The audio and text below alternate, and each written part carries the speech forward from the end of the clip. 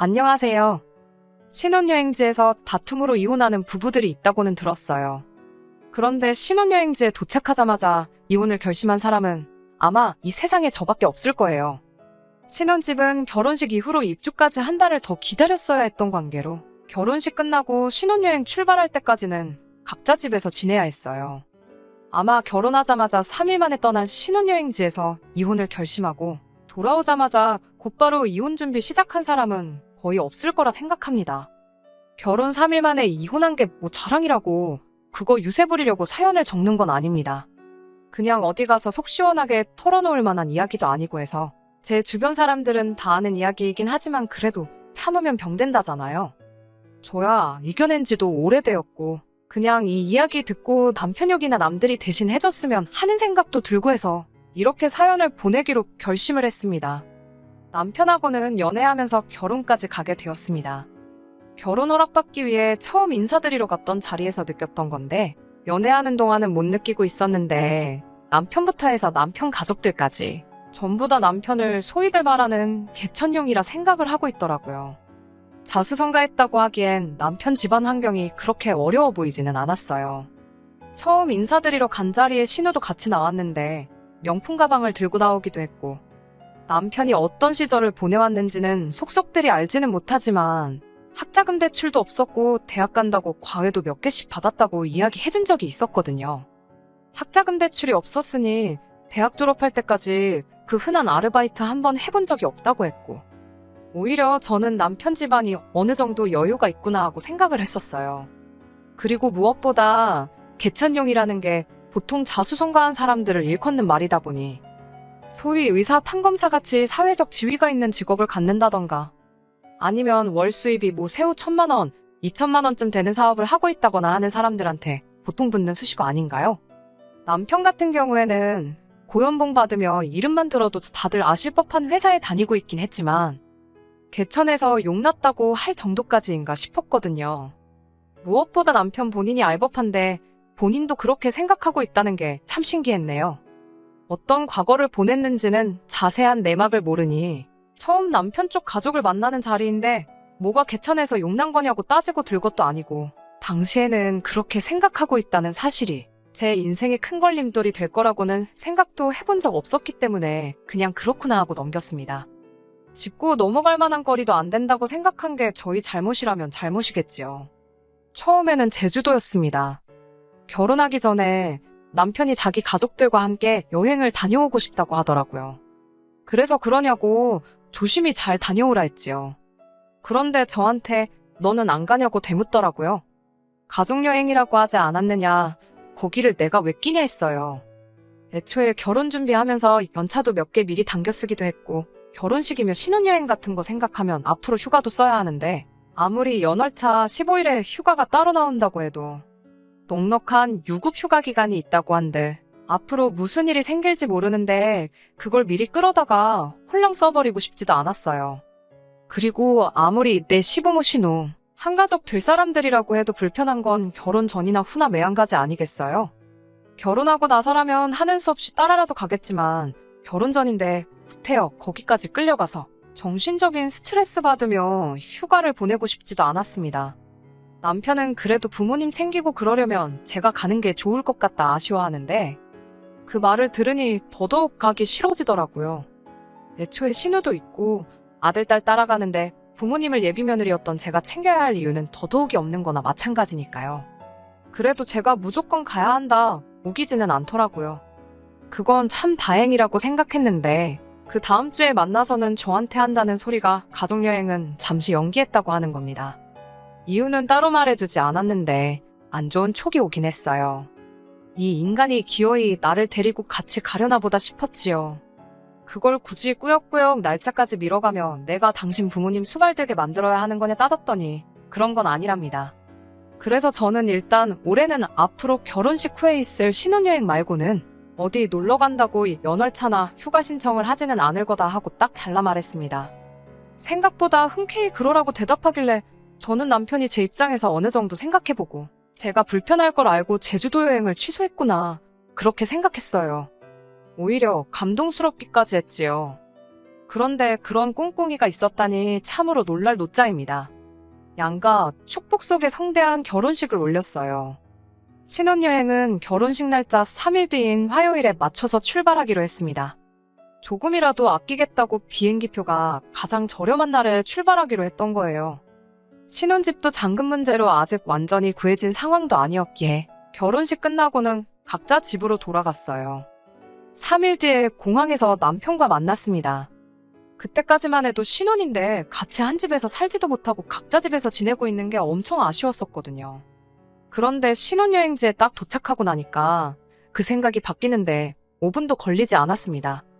입국 수속 마치고 입국장에 들어서는 순간 익숙한 얼굴들이 저희를 마중 나와 있었거든요. 저는 정말 경악을 금치 못했습니다. 시부모님의 신우까지 더해서 입국장에서 쌍수를 들고 저희를 열렬히 환영해주고 있었으니 말이에요. 누가 보면 이민 와서 현지에 살고 있는 남편 가족들을 보러 혼자 한국에서 지내던 남편이 오랜만에 비행기 타고 왔구나 싶은 그림이었어요. 저는 어안이벙벙해서 남편한테 이게 무슨 경우냐고 따졌지요. 남편은 뻔뻔하게 이게 네가 원하던 거 아니냐고 적반하장으로 나오더라고요.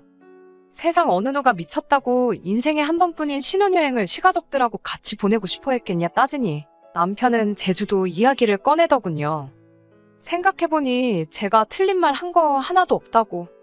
앞으로 무슨 일이 생길지 모르는데 자기도 가족여행에 휴가를 다 써버리느니 어차피 저랑 신혼여행 올 건데 가족여행지를 옮기면 되는 거였구나 하는 생각이 들었다네요.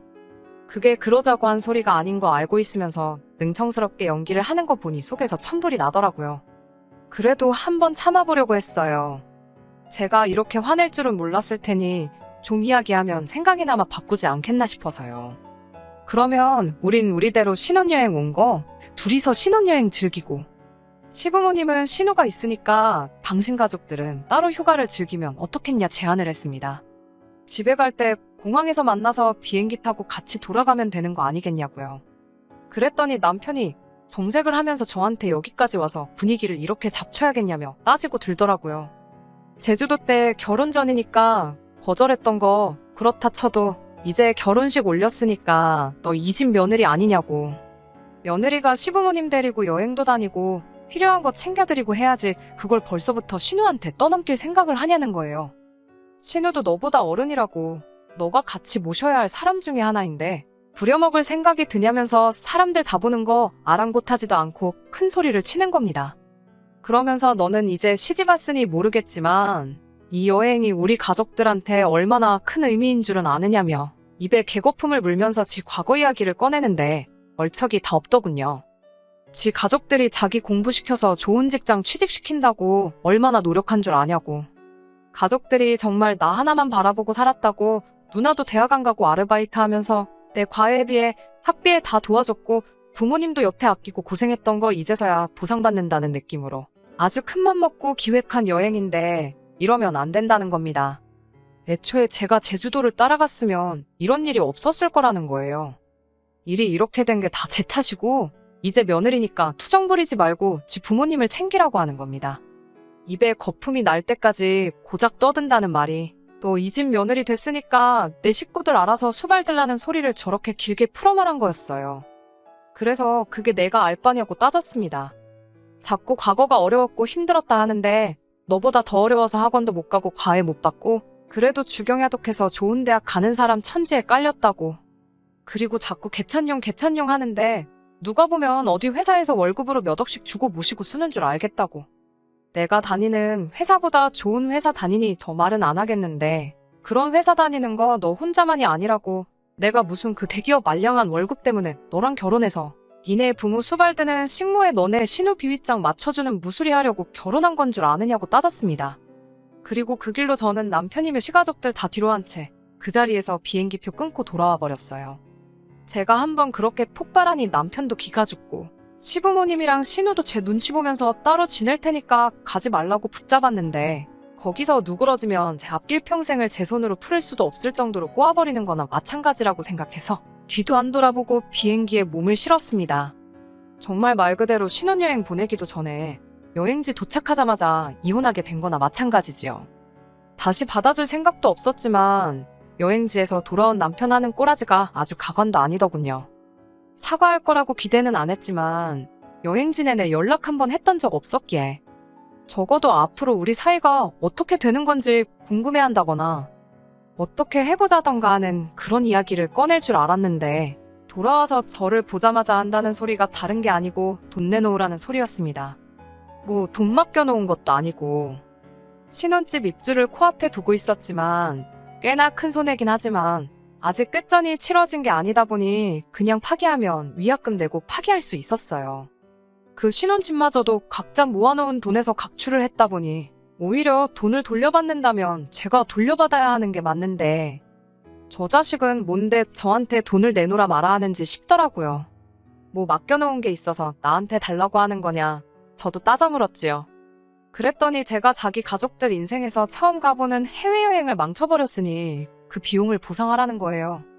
부모님 비행기표에 신호 비행기표며 여행 전반적인 경비에 신호 휴가 나간 동안 못 받게 된 월급의 일부까지 계산기 두들겨서 가져왔더라고요.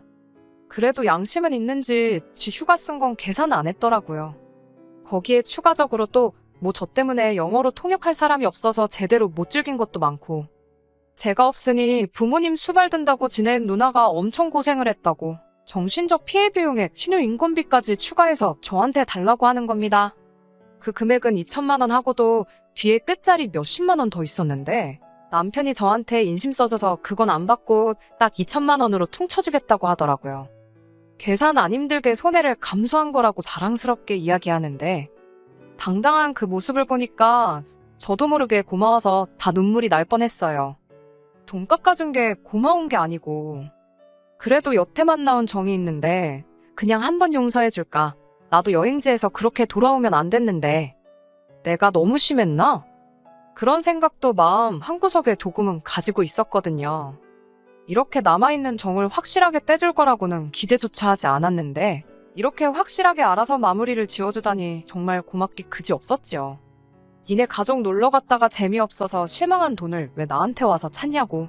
그냥 좋은 말로 할 때 내 눈앞에서 꺼지고 이혼 서류 날라오면 도장 찍을 준비나 하라고 했어요. 이미 공항에서 비행기 올라탔을 때 이혼한 거나 마찬가지였다고.